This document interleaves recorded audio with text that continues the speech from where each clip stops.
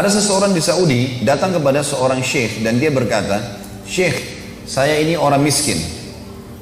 Orang ini mengatakan, "Saya orang miskin." Kata syekhnya, kebetulan memang dia orang susah. "Kau orang kaya." Dia bilang lagi, "Syekh, saya orang miskin." Kata syekhnya, "Kau orang kaya." Dia ulangi 3 kali, "Syekh, saya orang miskin, mau minta bantuan nih." Kata syekhnya, "Kau orang kaya." Dia bilang, "Demi Allah syekh, saya orang miskin." Kenapa kok syekhnya malah bantah dia gitu? Kata syekhnya, "Demi Allah kau orang kaya." Kaget dia, kok bisa syekh lebih tahu keadaan saya? Ini kejadian di Saudi ya. Kata dia, syekhnya bilang, "Kau orang kaya raya, mau saya buktikan?" Dia bilang, "Tentu saja, orang ini susah nih, lagi lapar mau makan." Kata syekh, dia orang kaya. Terus kata syekhnya, "Kau orang kaya, mau bukti?" Dia bilang, "Ya mau."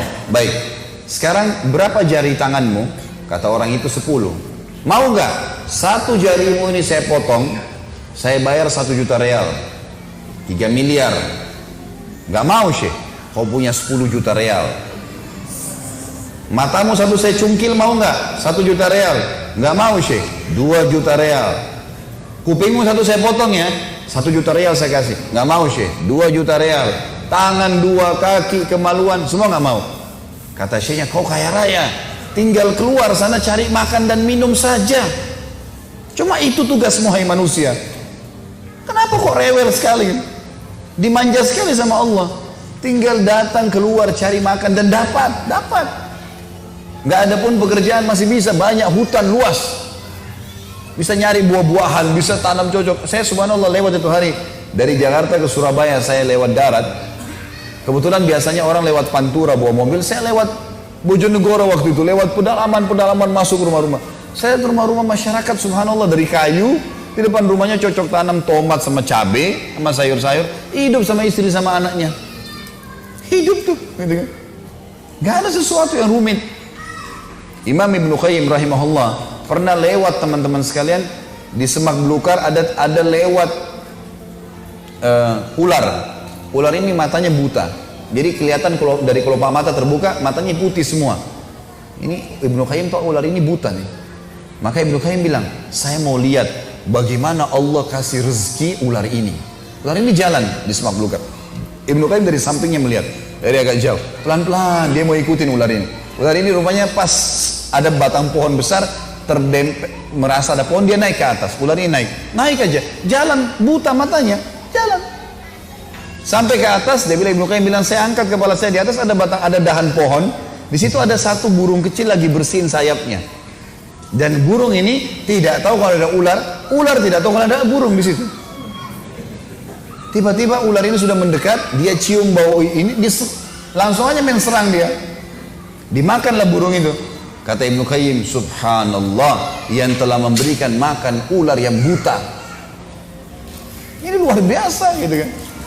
Salah seorang ulama salaf yang lain juga pernah keluar dari kebun kurmanya, capek sekali dia, letih sekali, capek luar biasa.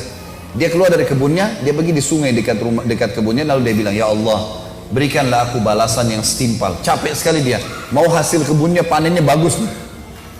Lalu Allah perlihatkan kepada dia bagaimana Allah memberikan rezeki, dan tidak usah khawatir dengan itu. Tugas kita cuman milih ikhtiar, milih makanan, ngunyah, titik, nggak lebih daripada itu. Milih kerjaan, bekerja, selebihnya sudah haknya Allah sudah, gitu kan. Tinggal masalah halal haramnya saja. Lewat di depan mata dia di sungai itu ada batang pohon, di atasnya ada burung bango matanya buta, kakinya patah, di atas batang pohon yang sedang di atas air. Dia bilang, "Saya mau lihat bagaimana Allah berikan burung ini rezekinya." Dari kejauhan, tak lama kemudian teman-teman sambil dia lihat burung bango itu di atas batang pohon yang lagi berjalan, kakinya patah, matanya buta. Burung bango ini nggak tahu mau kemana nih. Jatuh cemplung ke dalam air, bisa dimakan oleh buaya dia. Tiba-tiba ada dari kejauhan burung elang mengambil ikan, mencengkeram ikan. Begitu mau terbang, dengan hikmah ilahi lepas ikan itu pas di depannya burung bango di atas batang pohon itu, dan burung elang tidak ambil lagi kembali. Burung bango tinggal cium bau ikan, turunin kepalanya, makan, selesai.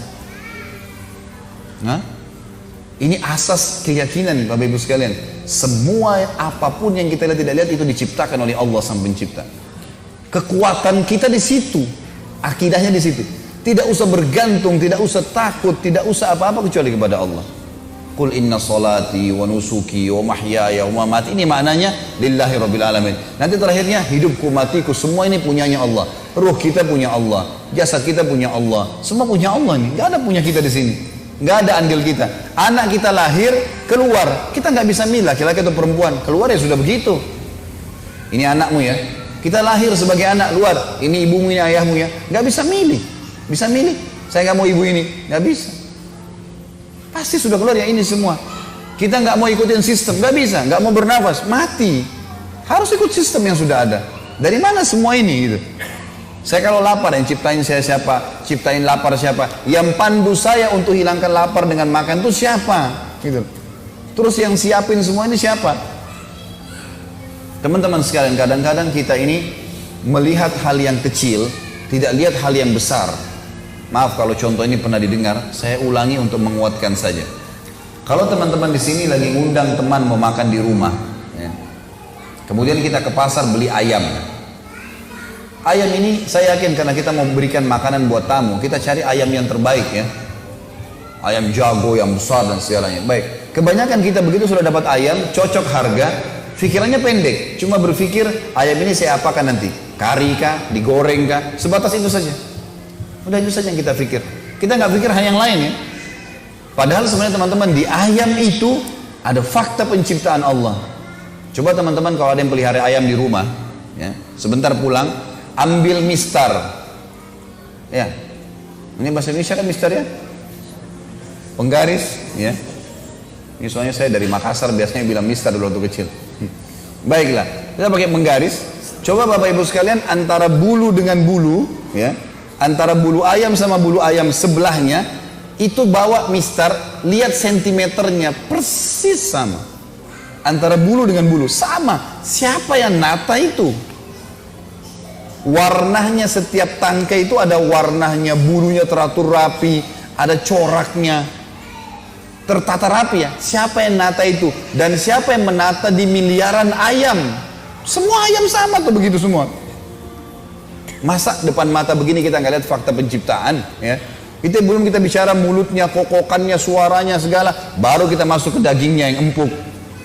Banyak. Kadang-kadang kita cuma sembeli ayam, kita direndam pakai air panas supaya bulunya gugur, atau dicabutin baru dibuang di sampah. Nggak lihat di situ. Teman-teman kalau lagi mau pengen makan anggur, masuk di toko anggur, buah-buahan, beli anggur. Oh saya ini ada anggur merah, hitam, hijau. Saya mau yang hitam beli aja. Makan manis, cukup. Kayak banyak manusia seperti itu saja. Coba berpikir teman-teman, siapa yang menata anggur di tangkainya? Tangkai itu setiap tangkai ada anggurnya. Siapa yang menata itu? Siapa yang buat anggurnya? Kulitnya, isinya, bijinya, cita rasanya, aromanya. Siapa yang buat? Dan kenapa nggak pernah habis? Hah? Pernah nggak ada yang temukan di sini tidak ada buah sama sekali? Atau tidak ada sayur sama sekali? Pernah ayam habis? Sudah setiap hari dipersembeli, nggak pernah habis. Dari mana semua itu? Fakta penciptaan, kata Allah dalam Al-Quran tadi dikatakan, dialah ya Allah yang telah memberikan kepada kalian rezeki.